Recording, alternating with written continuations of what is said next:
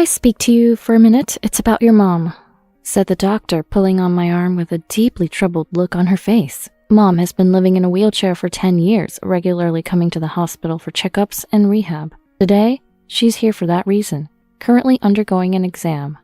I was waiting to go for rehab when this doctor pulled me aside. If it's about Mom, I'll hear it from her primary care doctor." I gently shook my right arm free from the doctor's grasp. The doctor standing before me now is a woman, but Mom's primary doctor is a man. I wasn't informed of any changes. Why am I hearing about Mom from a doctor who isn't her primary doctor? With suspicion in my eyes, the female doctor in front of me impatiently wrapped her hands around mine. "There's something about your mom that I need to tell you, and only you. It's something that would be problematic if heard by her or her primary doctor." "Just to me?" I took a step towards the female doctor, who looked back at me with a serious expression. "I'm Madison, a 35-year-old single corporate employee. I work for a major company, but currently I'm working remotely for a particular reason. I've been raised in a single-parent family for as long as I can remember. My parents divorced when I was very young, and I have no memory of what my dad looked like or who he was. All I know is that his name was Michael. According to Mom, my dad was a good-for-nothing. He treated Mom like a slave and left her because he said the child was in the way, running off with a younger woman he was having an affair with. We've never been able to get in touch with him since, and Mom has disposed of all photos that had Dad in them. Because of these circumstances, there was no dispute over custody after the divorce, and Mom took me in. I can never thank Mom enough for working late into the night and raising me single-handedly. Thanks to her, I was able to go to college and even land a job at a major company. Mom poured so much love into me that I never felt lonely growing up in a single-parent home. Besides, I've never felt the desire to meet Dad. Over and over, Mom would say, "That man was truly hopeless, Madison, so think of it as if you never had a dad to begin with." When I first heard about how Dad treated Mom and his infidelity, I couldn't contain my anger towards him. So even when I saw my friends' parents together at school events, I never felt envious. Just as Mom advised, I hardly ever thought about Dad, and I started living on my own as soon as I got a job. Although my job was demanding, I was living a fulfilling life until a turning point came when I was 25. Mom was involved in a traffic accident and ended up needing a wheelchair. Having lost her ability to walk, Mom had to quit her job, and the always bright and hardworking woman I knew began to lose her smile and became depressed. Unable to move as she used to, she spiraled into depression, and despite having numerous helpers, none seemed to fit well, leaving Mom growing increasingly frail. During this time, I received several calls from Mom saying she felt lonely and wanted me to come back home, which worried me enough to return to take care of her. I decided to use my paid leave to dedicate a week to her care, hoping to return to work once Mom got better. Mom seemed relieved by my return, showing smiles after a few days, but when I mentioned I'd be returning to my own place soon, her demeanor changed drastically. "No, Madison, please, don't leave. Don't leave me alone," she cried hysterically, clinging to me. "Mom, calm down. I understand. I'll talk to my company again." Confused but unable to turn away from Mom, who raised me by herself with so much sacrifice, and knowing how much she detested the idea of me living alone after getting a job, seemed she couldn't bear the loneliness. Perhaps her physical and mental condition had deteriorated too much. I consulted with my company and decided to switch to remote work, working shorter hours until Mom's condition improved. Then, ever since that day, Mom started to dislike being alone, always sticking close by even when I was working from home. No matter how much I explained that I couldn't have anyone but employees see my work, I had to ask her to leave the room. But Mom would always wait in a spot where she could see into my room. It felt like I was always being watched, and I resented myself for feeling suffocated by it. Mom continued her visits to the clinic for rehab, but her condition never improved, leaving me with no prospect of returning to the main office. My personal life was dominated by taking care of Mom, leaving no room for new relationships or a boyfriend, and this lifestyle has now entered its 10th year. Currently, Mom is 60, and it seems her dependency on me worsens with each passing year. Merely mentioning that I would leave the house for shopping would set her off into a frenzy, insisting I take her along. Calming her down took so long that living alone again seemed impossible. Yet I couldn't abandon my real Mom, who's loved and raised me from childhood. Then one day, Mom had a regular checkup, and I always accompanied her to the hospital. Her doctor was Dr. Thomas, a man in his 40s, and he had been overseeing Mom for 10 years, and I trusted him completely. After Mom went into the exam room for her checkup, I stepped outside the hospital to make a work call. When I was about to return to the exam room after about 10 minutes, a doctor stopped me. "Excuse me, you're Sophia's daughter, aren't you?" Sophia is my mom's name. The person who called out to me was a female doctor, seemingly around my age. Her name is Aria, and she recently started working at this hospital in the same department as Dr. Thomas, Mom's doctor. Surprised, I replied, "Yes, that's me. Is there something wrong?" "Do you have a moment? There's something I need to discuss with you about your mom." "About Mom? Sure, I don't mind." Thinking the exam wasn't over yet, I nodded in agreement. Dr. Aria seemed relieved and led me to a small private room close to the exam room, used for consultations. After being invited to sit, I took a seat across a small desk where Dr. Aria, sitting opposite of me, looked at me directly and asked, "You've moved back to your family home to take care of Sophia, right?" "Huh? Yes, that's correct." I shared with Dr. Aria that I had been taking care of Mom and working from home for the past 10 years. Since moving back home, I've hardly had the chance to hang out with friends, and I've never discussed this with anyone else. Dr. Aria listened quietly, nodding as I found myself venting frustrations I usually keep to myself. "I'm sorry for going on about this." "It's okay. So 10 years, huh?" She smiled kindly before suddenly becoming pensive, then looked at me seriously and began to speak. However, what reached my ears was not Dr. Aria's words, but Mom's scream. Rushing to the door in a panic, what I saw left me speechless, and then Dr. Aria slowly shook her head. "You should leave your home immediately. It's better to escape from your mom." Her straightforward statement left me speechless. Suppressing this rising anger, I thanked Dr. Aria. Then, without going back to Mom, I returned home. Upon arriving, I hurriedly began packing my belongings. The image of Mom I saw at the hospital haunted me. 2 hours passed as I continued packing, with countless calls from Mom coming in. She must be panicking because I didn't show up after her exam and rehab, yet I kept ignoring the persistent calls, and only answered after settling down in the evening, having finished packing. "Madison, where are you now? I've called so many times. Why didn't you answer?" As soon as the call connected, Mom started yelling at me. Normally, I would apologize immediately, but this time, "Oh, I'm at home right now," I replied indifferently. "You went home and left me behind? Why would you do that?" Mom became nearly hysterical. Sighing, I said, "Look, Mom, I can't live with you anymore. That's why I'm leaving home." "What are you thinking? Without you, I can't manage to live. How am I supposed to get back from the hospital?" "Why don't you walk back? Your legs have been fine for a while now. You don't really need a wheelchair or care, do you?" As I continued, Mom let out a short scream. I could picture her shaking in turmoil. "I found out everything you've been hiding, Mom." I told Mom about what Dr. Aria shared with me and what I had witnessed myself at the hospital. According to Dr. Aria, recent exams showed no abnormalities in Mom's muscles, bones, or nerves. She speculated that it might be a psychological issue, believing she couldn't walk, which actually made it a reality. The power of belief is not to be underestimated, and she considered integrating mental health care along with physical rehab. So, she intended to suggest incorporating emotional care into the rehab process and called me for this reason. But then, a woman's scream came from the direction of the exam room. Wait, was that Mom's voice? Dr. Aria and I exchanged glances and rushed to check the exam room. There was a window through which we could see Mom swatting away as if at insects. Indeed, the scream was from Mom. But why were there insects in the exam room? It seemed she'd mistaken dust for something else, picking up the motionless dust and disposing of it in the trash can. Mom did all this herself. Without using a wheelchair or a cane, she walked with light steps to dispose of it. Dr. Aria and I were dumbfounded, watching from the corner of the hallway.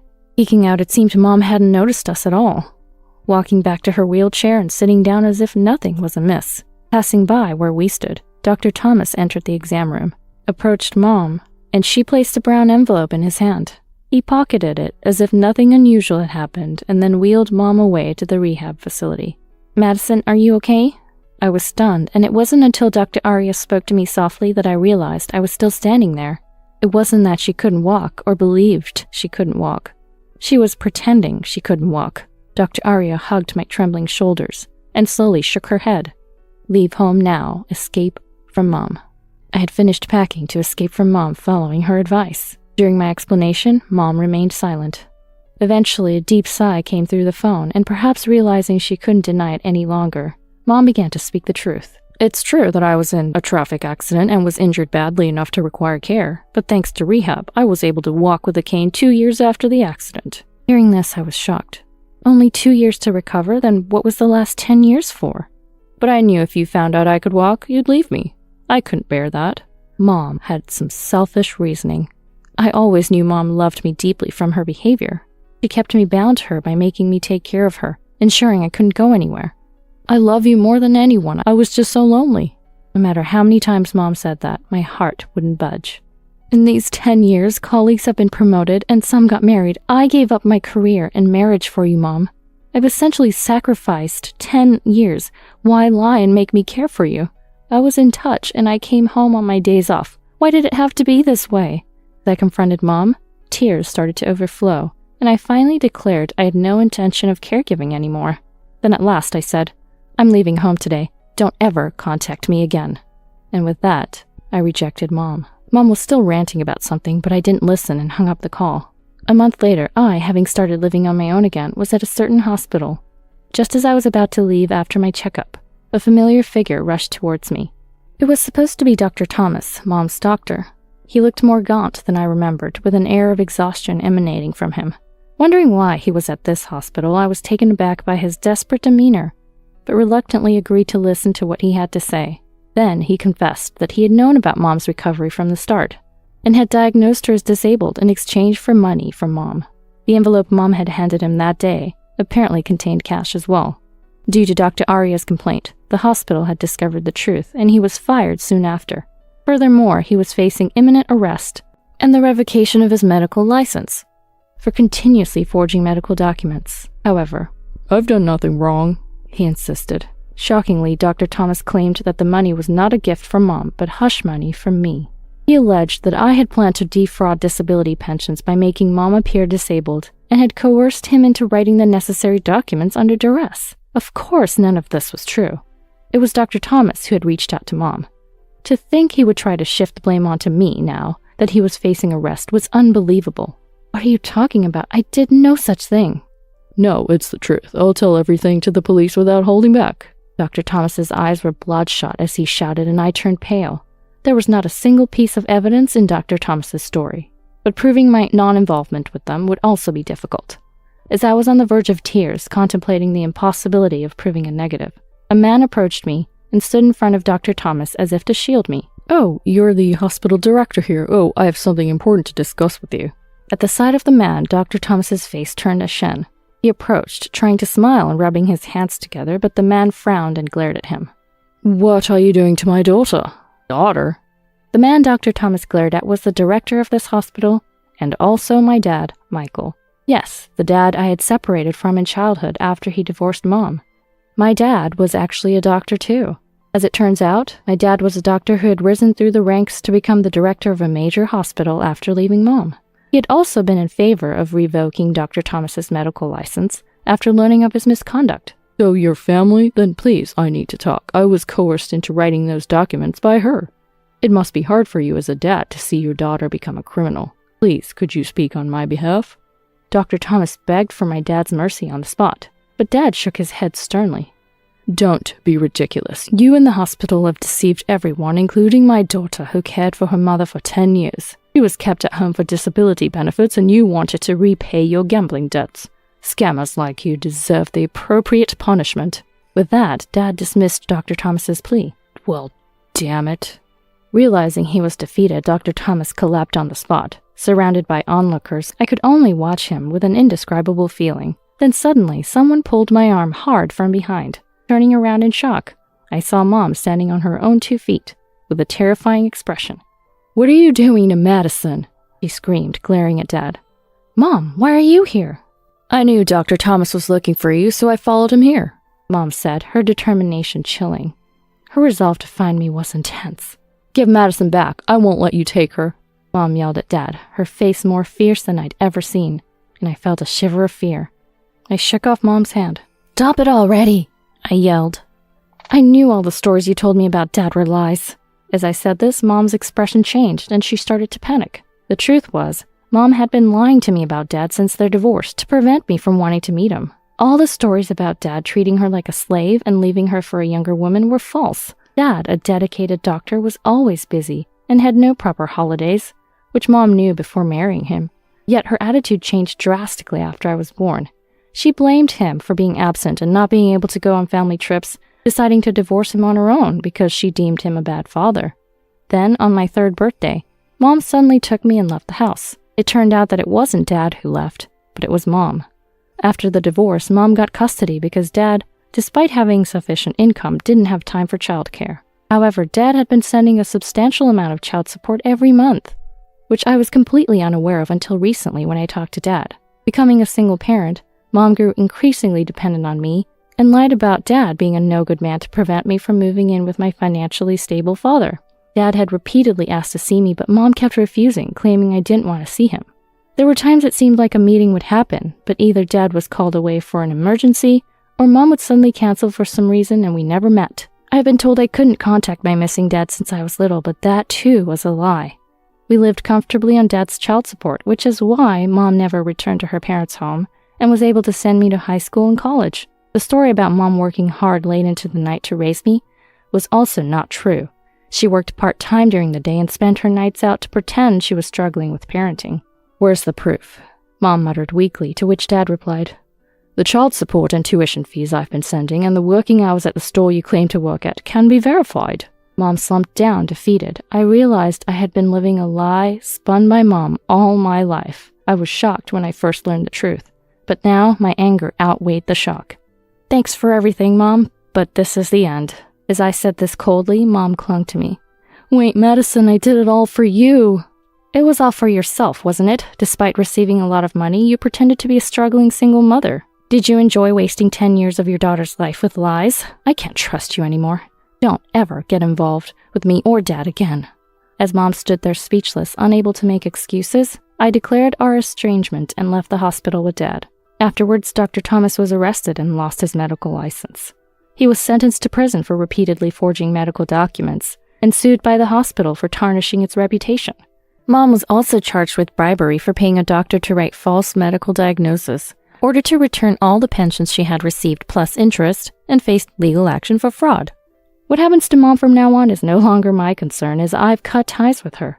As for me, the shock of being betrayed by Mom led me to seek help at a major hospital, where I reunited with Dad while getting a referral. I was happy to learn that he hadn't forgotten me when he recognized my full name and reached out. Now I'm back to working at the headquarters, balancing work and hospital visits. Dr. Arya, who revealed the truth about Mom, exchanged contact info with me when I went to thank her later. And now we sometimes meet for coffee. It's refreshing to have conversations with anyone after so long. Dad and I also keep in touch regularly, reclaiming our time as a family. I'm going to see a movie with Dr. Arya soon. It's been about 10 years since I went to the movies with anyone, so I'm really looking forward to it. I shared this with Dad during a dinner out after work one day. Dad smiled gently. "From now on, live as you wish, Madison," he said. I nodded deeply, determined to enjoy a fulfilling life while planning for the future.